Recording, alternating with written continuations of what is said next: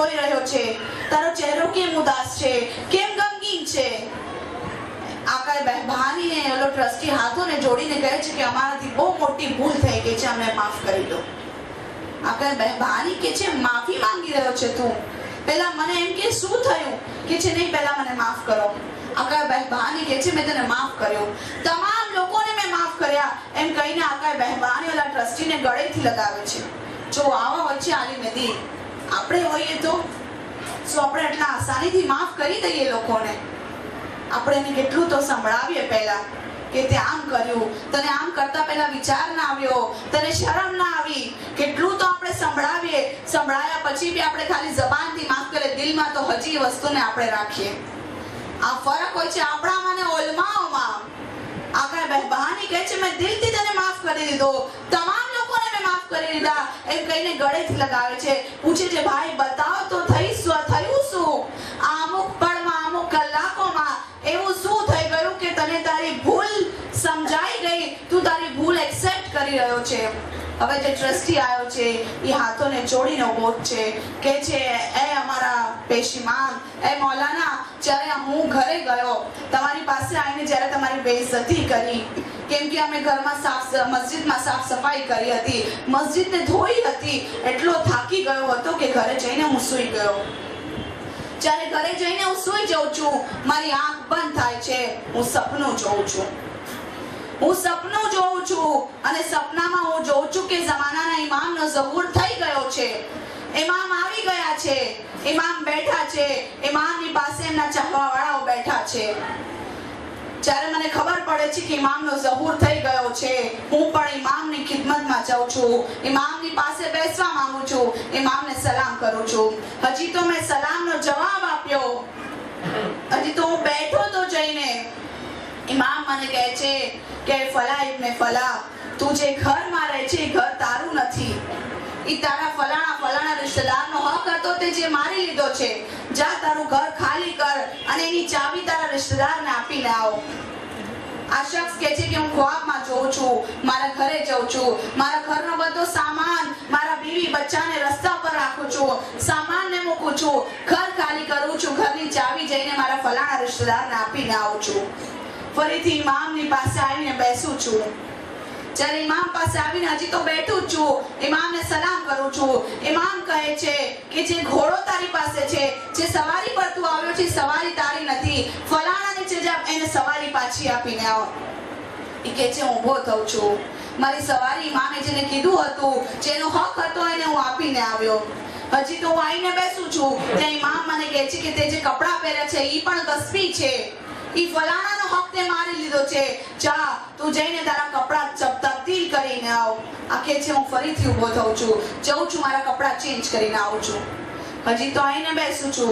ઇમામ કહે છે કે તારી જે બીવી છે, તારી જે વાઈફ છે, એ ફલાણા મસલા પ્રમાણે તારા માટે હરામ છે, જા એને તલાક આપી દે.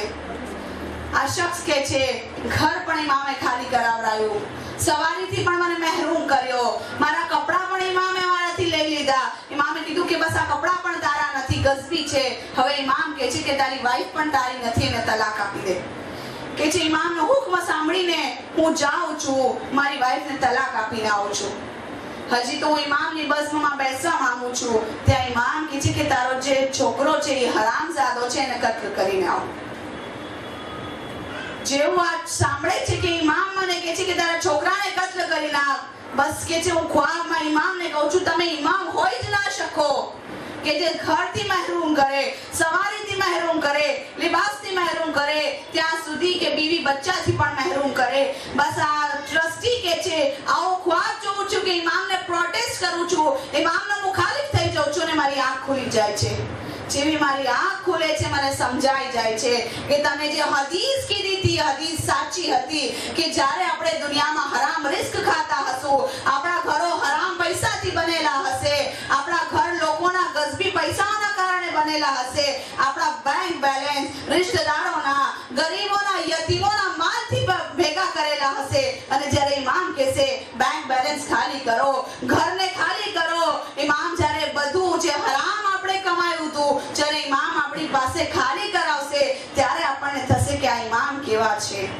બસ આ કહે છે કે આલિમે દીન મને સમજાઈ ગયું કે હકીકતમાં જો ઇન્સાન પોતાની મરજીથી જિંદગી વિતાવતો હશે અને ઇમામ આવશે અને ઇમામ જ્યારે આવીને કહેશે કે આ બધું હરામ છે, તું જે પણ કરતો હતો, રોજી કમાતો હતો એ પણ હરામ હતી, ખાતો હતો એ પણ હરામ છે, તારું ઘર છે એ હરામ છે, અને જ્યારે બધું છોડવું પડશે ત્યારે એટલું ભારે પડશે કે ઇમામને આપણે મુખાલિફત કરશું.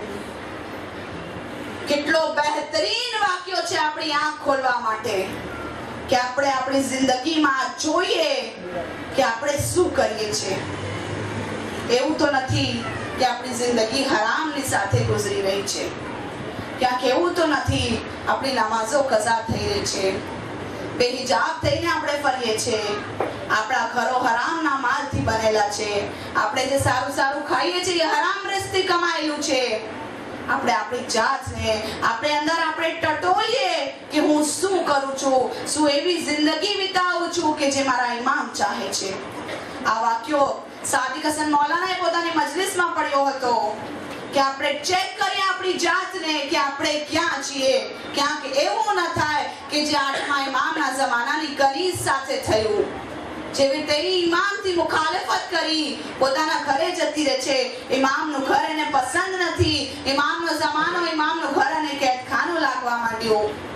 બસ અત્યારે આપણા પાસે ટાઈમ છે કે આ જ્યારે ઇમામ નથી આવ્યા ત્યાં સુધી આપણે આપણા તકવાને ઉપર લઈ જઈએ, આપણે કંઈક આપણી જાતને બનાવીએ, એવી રીતે જિંદગી વિતાવીએ જેવી રીતે ઇમામ ચાહે છે.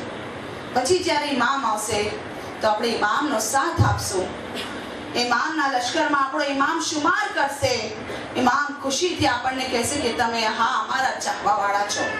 આપણે દુઆ પણ કરીએ, કોશિશ પણ કરીએ. કાલની મજલિસમાં મેં કીધું હતું કે શહેઝાદી ફાતિમા ઝહરા અને ઇમામ હુસૈન અલૈહિસ્સલામ મહેવર છે દુઆઓનો. રસૂલ ઇસ્લામ કહેતા હતા કે અમો અહેલે બેતમાં औरतों शहजादी महवर છે અને હુસૈન અલૈહિસ્સલામ महवर છે. આ જે રસૂલી હદીસ છે હૈદર મહેદી કરીને મૌલાના છે, એમણે કીધું હતું કે શહેજાદી महवर છે, હુસૈન અલૈહિસ્સલામ महवर છે. બેશક તમામ આઈમા અલૈહિસ્સલામ, 12 ઇમામ, 14 માસૂમ અલૈહિસ્સલામ પાસેથી આપણી દુઆઓ પૂરી થશે, આપણી હાજતો પૂરી થશે.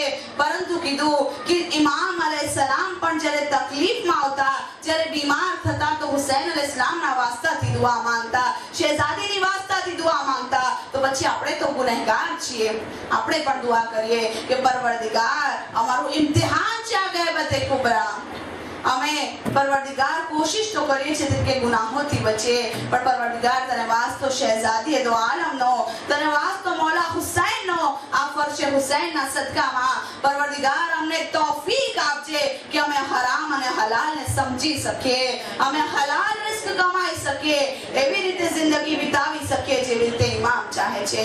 બસ અઝાદારો, મારો વક્ત બહુ ગુજરી ગયો છે, બસ કેમ કે આજે જમાનાના ઇમામનો તસ્કરો થયો છે. જમાનાના ઇમામ રાહ જોવે છે કે ક્યારે પરવરદિગાર આલમ મને ઇઝ્ન આપે, ક્યારે મને ખુદા ઇજાઝત આપે હું દુનિયામાં જાઉં અને હુસૈનના ખૂનનો ઇંતકામ લઉં. અઝાદારો, મૌલા અબ્બાસે પણ કરબલાના મેદાનમાં તમન્ના કરી હતી કે હું હુસૈન માટે જંગ કરું, હુસૈનની હિફાજત માટે યઝીદીઓથી જંગ કરું, પણ મૌલા અબ્બાસની તમન્ના પૂરી નહીં થઈ. મૌલા અબ્બાસ પણ રાહ જોવે છે કે ક્યારે અમારો મહેદીનો ઝુહૂર થાય અને મને ઇજાઝત મળે ને હું યઝીદીઓથી ઇંતકામ લઉં. બસ અઝાદારો, આજે મૌલા અબ્બાસના મસાએ પડવા છે, જે તમન્ના છે દિલમાં, એ તમન્નાઓને નજરોની સામે રાખજો. આ બાબુલ હવાઈજ છે.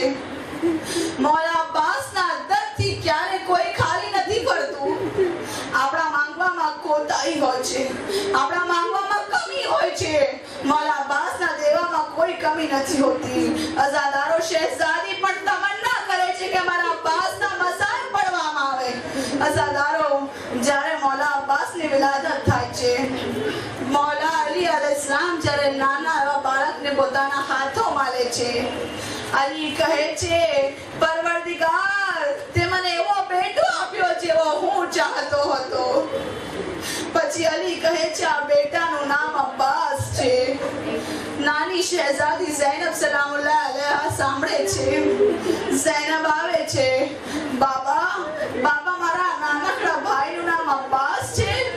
મોલા કહે છે હા બેટા, હા ઝૈનબ, તારા ભાઈનું નામ અબ્બાસ છે. સાંભળવું હતું ઝૈનબ સલામુલ્લાહ અલૈહાને. મોલા અબ્બાસના કાનમાં કંઈક કહે છે. અલી અલૈહિસ્સલામ આ મંઝરને જોવે છે. અલી પૂછે છે બેટા ઝૈનબ, તારો ભાઈ તો બહુ નાનો છે, તે તારા ભાઈના કાનમાં શું કીધું?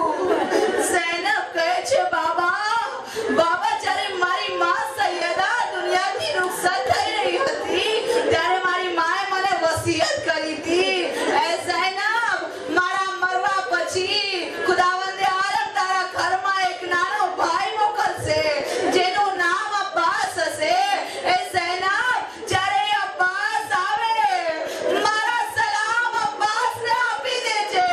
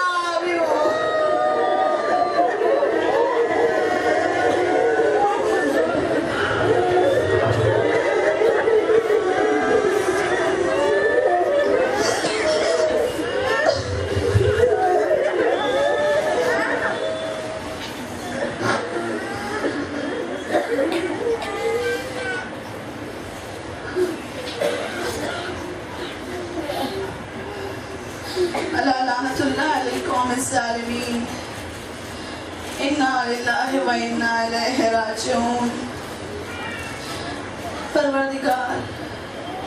परवरदिगार तमाम मजालिमना इंतकाम माटे तारी आखरी हुज्जत बकियतुल्लाह इमाम ज़माना ना ज़ुहूर माता जी फरमा परवरदिगार अपनी मोहब्बत और मारिफत से हमारा दिलों ने रोशन करी दे परवरदिगार वा काम करवाने तौफीक आप जंती ज़माना ना इमाम ने दिल में खुशी पहुँचे परवरदिगार हमारा मरहुमीन ने बेहतरीन मग़फ़िरत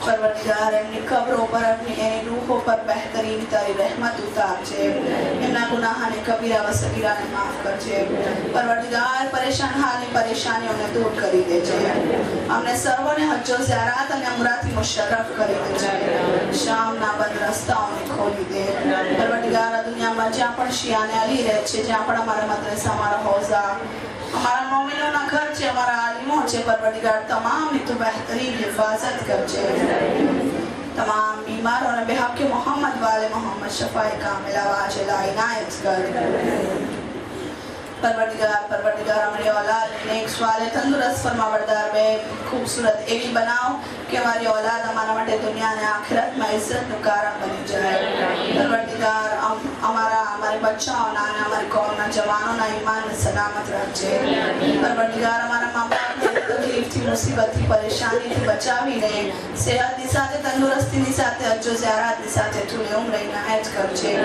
हमने तमाम ने हलाल ने पाकीज़ा रिज़्क आपछे इस रोज़ी ने तेरा नाम पर ने आज़ादारी में खर्च करवानी तौफीक आपछे परवरदिगारा जे परेशान हाल छे खुसूसन जे दुआ में याद रखवानो कीधुं छे बधानी नेक हाजतों ने पूरी